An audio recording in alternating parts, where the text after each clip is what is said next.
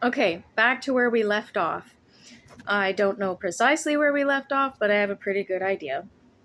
It was in the Garden of Eden when Eve ate the fruit and Adam ate the fruit, and God was mad.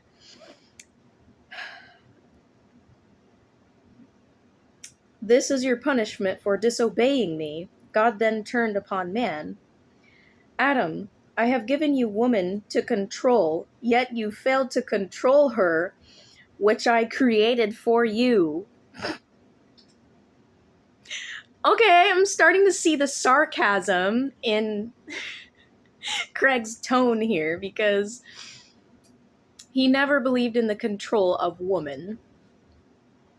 You shall now forever be under her control. Her control. Forever cursing you to be pussy whipped. For you would rather please your wife than obey your creator. Was God gay? Like Jesus? I shall also curse the ground, which you must use to toil and plant. You must create your own garden to care for and grow your own fruits. It shall be back-breaking labor, for the ground will be hard and the plants prickly, and you shall repeat this process until dust you become, for it was dust which I created you from, and back to the ground you shall go. And God, in a blind rage, then cursed the animals of Eden. And monkeys became funny, and spiders scary, and the mosquitoes carry disease. And he separated the animals as predator and prey. Predator shall hunt and eat prey, because before lions ate tofu and sharks seaweed. Craig! Sarcastic! God then grabbed the nearest prey, a cow, tearing from it its skin.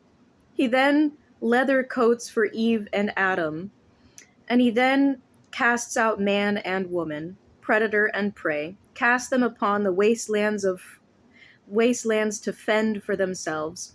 He then called forth from heaven angels called cherubites, and demanded the cherubites to forever shall guard Eden, and armed with swords of flame, to ensure none other than the divine, according to God, shall enter.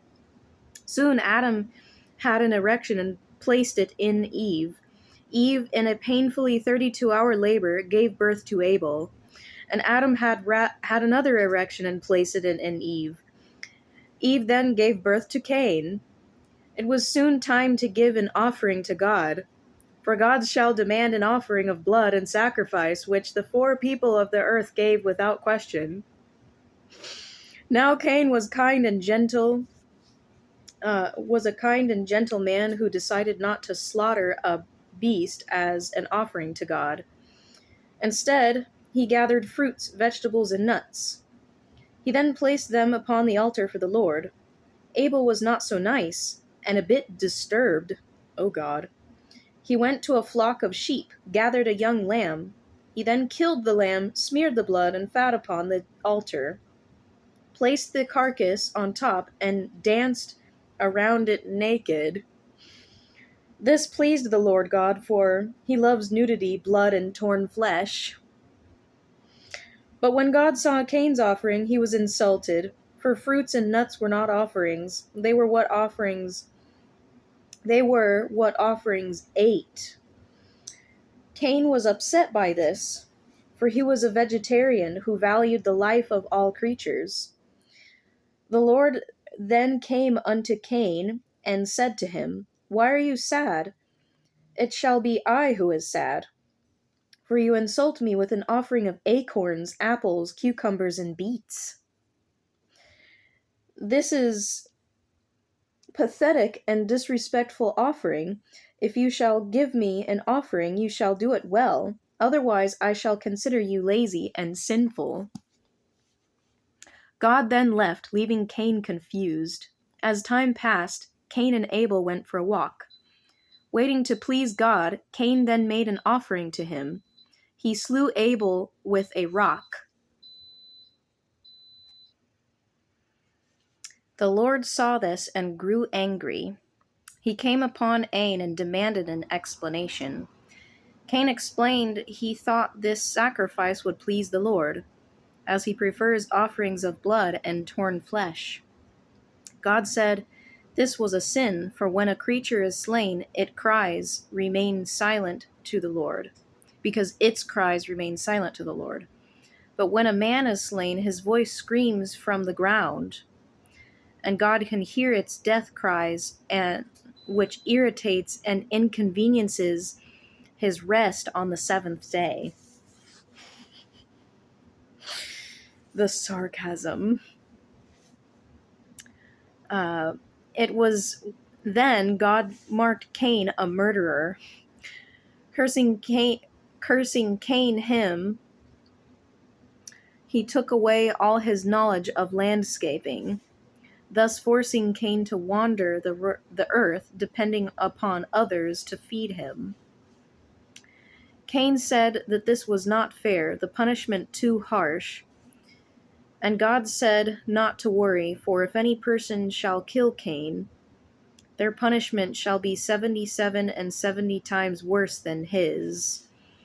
He then put a mark upon Cain, warned others not to kill him, and Cain was banished to the land of Nod, forever a beggar and vagabond in a land which is supposed to be empty of men, since those remaining after Abel were Adam, Eve himself, and whatever daughters his parents conceived.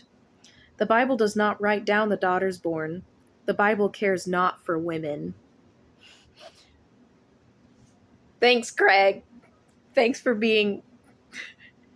I thought you were being misogynistic earlier, but I think the satire is definitely there, so... Cain met a woman, probably his sister, and placed his erection in her. Oh my God. And the woman gave birth to a son named Enoch. And Enoch grew, met a woman then, and that woman gave birth to his son named Irad. And the cycle of fornication went forwards. This is the problem that people don't see in the Bible. Like, where did all the rest of the other people come from? Did God create them? Are they family? Like, this is what Craig is literally pointing out. So, just FYI. And Irad had a son named Mehujael,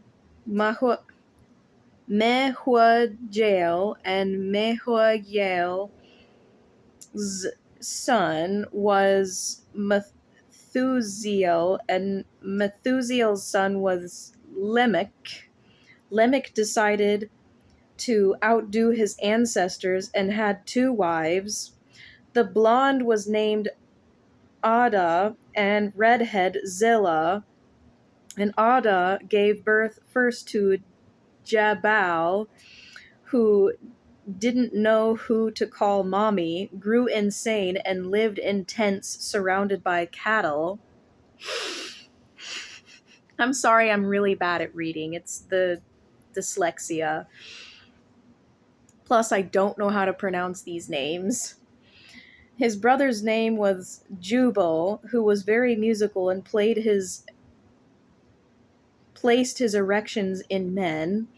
Zillah gave birth to a son named Tubal-Cain, who was an excellent smith, and a daughter named Naamah, who put erections in her mouth, swallowing the seed of man, probably for the best. Lamech walked upon Naamah with an erection in her mouth and grew angry. He immediately killed the man whose erection was in her mouth. Lamech then grew envious, for he wished to have his erection in a woman's mouth, and wondered why he did not try this with Ada or Zillah.